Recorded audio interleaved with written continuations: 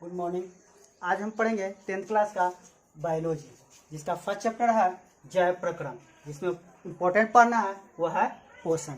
तो सबसे पहले ध्यान देते हैं कि जैव प्रक्रम है क्या।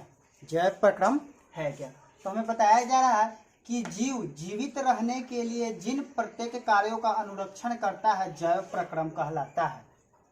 समझ में आया नहीं? फिर से देखते हैं।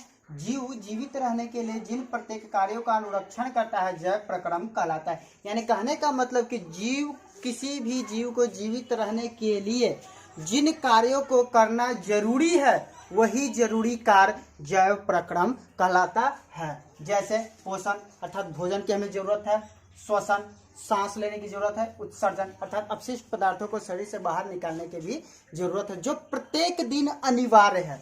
तो यही सब कार्य जो है जैव प्रक्रम कहलाते हैं, जिनके मुख्य घटक है। सबसे पहला पोषण जरूरी है किसी भी जीव को जीवित रहने के लिए, श्वसन जरूरी है, परिवहन जरूरी है, उत्सर्जन जरूरी है और जनन जरूरी है। और इन सभी पांचों टॉपिक को हम बारी बारी से अलग अलग करके विस्तार से फिर पढ़ेंगे। जिनमें पहले देख लेते हैं कि पोषण कहता है कि जिस क्रिया द्वारा जीव खाद्य पदार्थों को ग्रहण कर उससे प्राप्त ऊर्जा। अब जो खाद्य पदार्थ का हम सेवन कर रहे हैं तो उससे कुछ न कुछ आवश्यक पदार्थ मिल रहा है हमें, ऊर्जा, जैसे विटामिन, प्रोटीन, वसा, इस प्रकार से उनका जो उपयोग है अपनी आवश्यकता अनुसार करते हैं, पोषण कहलाता है। ठीक, क्लियर? आगे देखते हैं कि पोषण जो है दो प्रकार के हैं, स्वपोषण और परपोषण। स्वपोषण कहता है कि जब जीव अपना भोजन स्वयं पर निर्भर रहकर जिस विधि द्वारा अपना भोजन संश्लेषित करता अर्थात प्राप्त करता है तो वह विधि स्वपोषण। अर्थात जिन जीवों में यह पोषण की प्रक्रिया स्वतः हो रही है वह विधि जो है स्वपोषण, तथा जिन जीवों में हो रहा है वह जीव जो है स्वपोषी कहलाता है। और यह क्रिया लगभग हरे पेड़ पौधों में केवल होता है। उसके बाद देखते हैं परपोषण कहता है कि दूसरे पर निर्भर रहकर जिस विधि द्वारा जीव अपना भोजन संश्लेषित करता है, अर्थात किसी न किसी रूप से अगर कोई जीव अपना भोजन के लिए दूसरे पर आश्रित है तब उनके द्वारा अपनाई गई विधि जो है परपोषण, तथा वह जीव जो वह विधि अपना रहा है वह जीव जो कहलाएगा परपोषी। जैसे मनुष्य, गाय, हम लोग किसी न किसी रूप से अन्य स्रोतों पर अपने भोजन के लिए आश्रित होते हैं। अब देखते हैं कि परपोषण तीन प्रकार के होते हैं, मृतजीवी पोषण, परजीवी पोषण और प्राणी संपोषण। मृतजीवी पोषण कहता है कि जिस विधि द्वारा कोई जीव मरे हुए जीव जंतुओं के शरीर से अगर अपना भोजन प्राप्त करता है तो वह विधि मृतजीवी पोषण कहलाता है। जैसे कवक में यह प्रक्रिया पाई जाती है, बैक्टीरिया में आदि, और भी जैसे जीव। जैसे हम देखते हैं कि कहीं पर भी कोई जीव मरा हुआ अगर पाया जाता है तो कुछ दिनों के बाद उनमें कीड़े लग जाती हैं। तो कीड़े लगने का वजह यह है कि जो कीड़ा है वह मृत जीव जंतुओं के शरीर से ही अपना भोजन प्राप्त कर रहा है। ठीक है।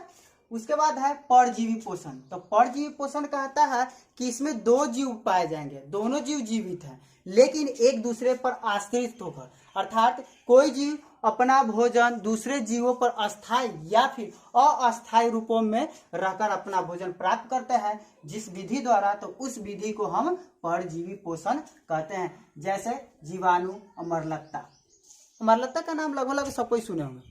अमरलत्ता क्या होता है कि दूसरे के पेड़ों पर लिपटे हुए होता है, तो उस समय वह क्या करता है कि अपना भोजन स्वयं संश्लेषित न करके दूसरे के भोजन को चुराकर खाता है। तो इस विधि जो अपनाई जाती है वही विधि कहलाता है परजीवी पोषण। और तीसरा है प्राणी संपोषण, एक दूसरे के नकल करके भोजन प्राप्त करने की विधि कहलाती है। जैसे में अमीबा में पाया जाता है, मेढक में, मनुष्य में, अर्थात भोजन ग्रहण करने की जो विधि अर्थात जो प्रक्रिया है वह सभी में लगभग समान होनी चाहिए, तब वह विधि जो है प्राणी संपोषण कहलाता है। अब हम देखते हैं पौधों में पोषण। तो पौधों में पोषण जो है हम पहले ही पढ़ चुके कि पौधों में जो है स्वपोषण की प्रक्रिया पाई जाती है। तो स्वपोषण के अंतर्गत हम एक टॉपिक आता है वह जो है प्रकाश संश्लेषण। कि प्रकाश संश्लेषण हम कहते किसको है? ठीक है। तो देखते हैं कि हरे पेड़ पौधों द्वारा सूर्य के प्रकाश, क्लोरोफिल, CO2 अर्थात कार्बन डाइऑक्साइड तथा H2 अर्थात जल की उपस्थिति में भोजन संश्लेषित करने की क्रिया प्रकाश संश्लेषण कहलाता है। अर्थात कहने का मतलब कि पौधे जिस विधि द्वारा सूर्य के प्रकाश क्लोरोफिल की सहायता से कार्बन डाइऑक्साइड और जल की उपस्थिति में अपना भोजन बनाते हैं, तो वही भोजन बनाने की जो प्रक्रिया है वह है प्रकाश संश्लेषण, जिसे हम एक समीकरण के थ्रू भी डिनोट कर सकते हैं, जिसमें दिखलाया गया है कि कार्बन डाइऑक्साइड अर्थात CO2 प्लस H2 और जल जो सूर्य के प्रकाश तथा क्लोरोफिल की सहायता से हम बना दिए ग्लूकोज C6H12O6। उसके बाद जब भोजन बनता है तो कुछ वाष्प भी निकलते हैं, जो H2O हमको तो दिखलाया गया है वह है वाष्प, और वातावरण में ऑक्सीजन गैस मुक्त हो रहा है। इसी क्रिया द्वारा जब ऑक्सीजन गैस मुक्त होता है जिसका उपयोग हम मानव करते हैं। ठीक है, अब इसे हम संतुलित भी कर सकते हैं, जबकि अभी संतुलित नहीं है। जब संतुलित करना होगा तो हमें 12 जल के अणु लेने होंगे, और इस तरफ जो जलवाष्प निकलेगा वह 6 अणु के साथ, और ऑक्सीजन भी 6 अणु के साथ बाहर निकल जाएंगे।